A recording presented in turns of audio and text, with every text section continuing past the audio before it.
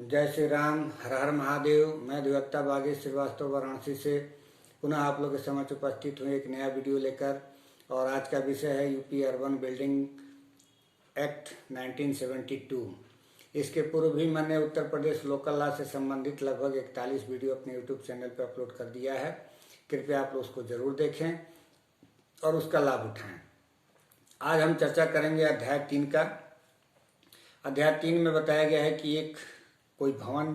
जो किराएदारी के पर्पज से रखा जाता है वो कब रिक्त मान लिया जाएगा,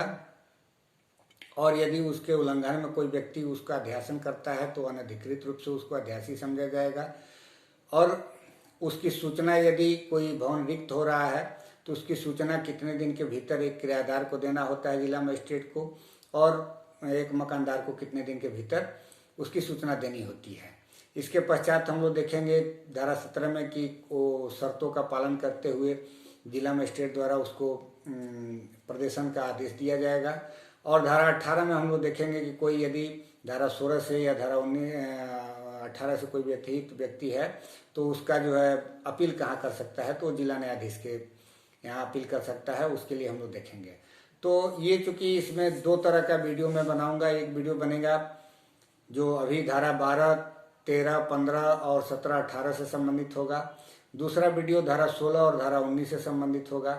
क्योंकि वो थोड़ा सा लंबा वीडियो होगा तो इसलिए 2 पार्ट में करके इसका वीडियो मैं बना रहा हूँ। आज हम देखेंगे कि किस तरीके से एक भवन निर्मुक्त मान लिया जाता है, यानी रिक्त मान लिया जाता है। और दूसरा हम लोग देखेंगे कि जिला मजिस्ट्रेट को सूचना कैसे दी जाती है और उसके आदेश से फिर अपील कैसे होता है। तो एक एक करके देख लेते हैं।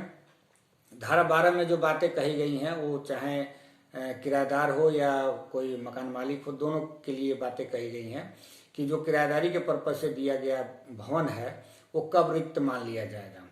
तो ये दोनों के दशाओं में कह रहा है कि किसी भवन के मकानदार या किराएदार का भवन या उसके किसी भवन से अध्यासन समाप्त समझा जाएगा यदि पहला कंडीशन कह रहा है कि उसने सारता अपना सामान वहां से हटा लिया हो। इसके कहने का तात्पर्य है कि चाहे वो मकानदार हो चाहे वो किराएदार हो, दोनों में से कोई भी उस मकान में जिस पे वो पोजीशन रखते हैं अपना सामान सार्थक रूप से हटा लिए, यानी कि सब्सटेंटियल जो एसेट्स होते हैं वो हटा लेते हैं, तो ये मान लिया जाता है कि वो भवन रिक्त हो गया है। दूसरा ये कह रहा है कि उसने उस पर किसी ऐसे व्यक्ति को जो परिवार का सदस्य न हो अध्यासन कर लेने दिया हो,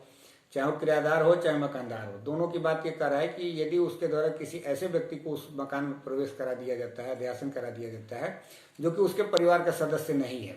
तब भी इस कंडीशन में मान लिया जाएगा कि ये भवन रिक्त हो गया है, चाहे वो जिसके द्वारा ये किया गया हो। यदि मकानदार द्वारा किया गया हो तब ये समझा जाएगा, और किराएदार द्वारा किया गया है तब ये किराएदार के रूप में समझा जाएगा। उसके बाद ये कह रहा है कि किसी आवासिक भवन की दशा में उसने तथा उसके परिवार के सदस्यों ने अन्यत्र निवास जो अस्थायी निवास हो कर लिया हो। मतलब कि यदि चाहे किराएदार हो या कोई मकान मालिक हो, यदि कोई अन्यत्र किसी शहर में कोई अस्थायी रूप से कोई आवास प्राप्त कर लिया हो या मकान बनवा लिया हो, तो ये मान लिया जाएगा कि यहाँ पे इस भवन का रिक्त हो गया है। अब जो दूसरा ये कह रहा है किराएदार के बारे में कि कोई ऐसा नॉन रेजिडेंशियल है, जो उपधारा 2, धारा 12 का उपधारा 2, कि कोई ऐसा नॉन रेजिडेंशियल है जिसमें उसने ऐसे किसी व्यक्ति को भागीदार के रूप में रख लिया है जो कि उसके परिवार का सदस्य नहीं है, तब किराएदार के रूप में यह समझा जाएगा कि उसका अध्यासन यहाँ से समाप्त हो गया है और वो भवन रिक्त मान लिया जाएगा। फिर पुनः इसका उपधारा 3 कह रहा है, ये भी किराएदार के लिए ही कह रहा है कि यदि कोई ऐसा किराएदार है जिसका उसी म्यूनिसिपैलिटी एरिया में, चाहे उसी नगर में या नोटिफाइड एरिया में या टाउन एरिया में जहाँ किराएदारी का भवन स्थित है, या तो उसके द्वारा या उसके किसी परिवार द्वारा कोई ऐसा भवन अर्जित कर लिया गया है, मतलब बना लिया गया है या अर्जित कर लिया गया है, तो ये वाला जो भवन है उसको रिक्त मान लिया जाएगा। ये उपधारा 3 धारा 12 का बता रहा है। और इसके बारे में कह रहा है कि यदि कोई प्रोविजो इसका है कि यदि कोई ऐसा किराएदार है जो कि इस अधिनियम के प्रारंभ होने के पूर्व, ठीक पूर्व उसका मकान बन रहा था, बन के तैयार हो गया है, तो इसके 1 साल बाद अपने आप मान लिया जाएगा कि उसका इस भवन से रिक्त हो गया है। अब धारा 12 का उपधारा 3 कैपिटल ए कह रहा है कि कोई ऐसा व्यक्ति है जो कि किराएदार के रूप में या तो सरकारी कर्मचारी है या किसी स्थानीय प्राधिकारी के अंतर्गत कोई ऐसा एम्प्लॉई है जो उस शहर में है और उसका फिर ट्रांसफर हो गया किसी दूसरे शहर में। तो ये कह रहा है कि उस कंडीशन में जब उसका किसी दूसरे शहर में ट्रांसफर हो गया है तो वहां पे यदि कोई वो मकान अलॉट हो जाता है उसको, या तो वो पश्चातवर्ती हो या 30 जून जो भी हो उस साल का, उस ईयर का, या तो 30 जून या जो उस दूसरे शहर में वो जा रहा है वहां पे उसको अलॉट हो रहा है, दोनों में से जो भी पश्चातवर्ती तिथि जो होगी उस तिथि से ये मान लिया जाएगा कि ये वाला भवन उसका रिक्त हो गया है। अब इसके बाद से ये कह रहा है कि इसका धारा 12 का उपधारा 3 का कैपिटल बी ये कह रहा है कि यदि किसी आवासिक भवन का किराएदार किसी नगर, म्यूनिसिपैलिटी, नोटिफाइड एरिया या टाउन एरिया में जहां उक्त भवन स्थित हो किसी वृत्ति, व्यापार, आजीविका या समायोजन में आवंटित है और ऐसा आवंटन किसी कारण से समाप्त हो जाता है, तो ये कंडीशन कर रहा है कि यदि किसी आवंटन के थ्रू कोई ऐसा कोई किराएदार हो जो कि उसको मिला हुआ हो भवन और वो आवंटन की तिथि समाप्त हो जाती है, तब यहाँ पे इसका अध्यासन समाप्त हो जाएगा। और दूसरा ये कह रहा है कि वह किसी अन्य नगर, म्यूनिसिपैलिटी, नोटिफाइड एरिया या टाउन एरिया में किसी अन्य भवन का मकानदार है तो प्रथमोक्त भवन में से किराएदार का अध्यासन उस दिनांक से जब उसे उपरोक्त भवन का खाली कब्जा चाहे धारा 21 में करवाए के फलस्वरूप या अन्यथा मिल जाए समाप्त हो जाएगा। मतलब इसके कहने का तात्पर्य यह है कि जो किराएदार है यदि किसी दूसरे शहर में यदि कोई उसका मकान हो और वहां पे चाहे इस अधिनियम के तहत जो धारा 21 में खाली कराने की व्यवस्था की गई उसके तहत या किसी अन्य रूप में यदि वो मकान प्राप्त हो जाता है तो यहाँ का ये मकान इसका रिक्त समझ लिया जाएगा। अब ये जो धारा उपधारा 4 ये बता रहा है इसका वही जो अध्यासन समाप्त समझा जाएगा उसके बारे में प्रिजुम्पशन की बात कर रहा है कि कोई भवन उसका भाग जिस पर उपधारा 1, उपधारा 2 या उपधारा 3 या उपधारा 3A या उपधारा 3B के अंतर्गत मकानदार या किराएदार का अध्यासन समाप्त हो इस अध्याय के प्रयोजनों के लिए रिक्त समझा जाएगा। मतलब इस अध्याय के प्रयोजन के लिए वो मकान रिक्त समझ लिया जाएगा और उस रिक्ति में यदि कोई बने रहता है तो धारा 13 के तहत उसको अनधिकृत अध्यासी समझा जाएगा यदि धारा 16 या धारा 31 के अकॉर्डिंगली वो पोजीशन नहीं धारण करता है तो ये धारा 13 बताता है। अब इसके बाद हम लोग देख लेते हैं धारा 15। इसमें सूचना देने की बात कही गई है, या तो कोई ऐसी आने वाली डेट है जो संभावना है जिस तिथि में उसका मकान रिक्त होने वाला है, या तो इसकी सूचना हो या एक फिक्स टाइम पीरियड हो जिसमें उसका मकान रिक्त होने वाला हो। तो जिस दिन रिक्ति होनी है उसके 15 दिन पहले किराएदार को, जिला मजिस्ट्रेट को इसकी सूचना देनी होती है और मकान मालिक को 7 दिन के पहले उसकी सूचना देनी होती है। अभी दोनों कंडीशनों में ये कह रहा है इसका धारा 15 का उपधारा 4 की जिला मजिस्ट्रेट उसे तदर्थ आवेदन पत्र दिए जाने पर अपना समाधान करने का कि मकानदार या किराएदार उपधारा 1 या उपधारा 2 में उल्लिखित समय के भीतर सूचना न देने का पर्याप्त कारण था, ऐसे विलंब को क्षमा कर सकता है। जो किराएदार को उपधारा 2 में 15 दिन की समय मियाद दी गई है सूचना देने का और धारा 15 का उपधारा 1 में मकान मालिक को जो बातें कही गई हैं कि वो 7 दिन के भीतर इस बात की सूचना देगा, यदि वो समय से नहीं देते हैं और उनके पास पर्याप्त कारण है तो इस बात के लिए क्षमा भी कर दिया जाएगा जिला मजिस्ट्रेट द्वारा। अब हम लोग धारा 17 को देखते हैं, उन शर्तों को जिसमें प्रदेशन की एक शर्तें दी गई हैं। धारा 16 और धारा 19 रिक्त भवन के प्रदेशन और निर्मुक्ति से संबंधित है और धारा 19 यदि कोई निर्मुक्ति का आदेश दे दिया गया है मकान मालिक के फेवर में और उस आदेश में जो शर्तें बताई गई हैं जिस शर्तों के अधीन उसको निर्मुक्त किया गया है उस मकान को, यदि उसका उल्लंघन करता है तो धारा 19 में पुनः प्रवेश का अधिकार मिलता है एक किराएदार को। तो इसका चर्चा हम अगले वीडियो में करेंगे। अभी हम धारा 17 और धारा 18 के बारे में देख लेते हैं क्योंकि वीडियो लंबा हो जाएगा। धारा 17 में कह रहा है कि प्रदेशन आदेश देने की शर्तें। ये कह रहा है कि जो धारा 15 के 1 में जो सूचना दी जाती है चाहे किराएदार द्वारा हो चाहे मकान मालिक द्वारा, ये कह रहा है कि जब मकान मालिक द्वारा सूचना दी जाती है 15(1) के तहत तो 21 दिन के भीतर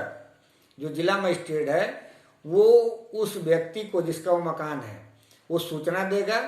कि हम किस व्यक्ति को उसमें पुनः प्रवेश का आदेश दे रहे हैं। मतलब कि वो जिला मजिस्ट्रेट किसी व्यक्ति को चाहता है कि उस मकान में किराएदार के रूप में प्रवेश कराना, तो इस बात की सूचना उसको मकान मालिक को 21 दिन के भीतर जिला मजिस्ट्रेट द्वारा दिया जाएगा। यदि 21 दिन के भीतर वो नहीं दे पाते हैं तब फिर 10 दिन के भीतर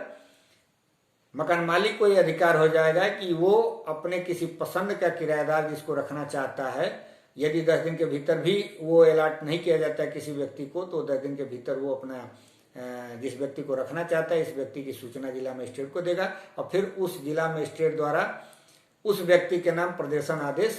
कर दिया जाएगा। यही बात धारा 17 के उपधारा 1 में दी गई है।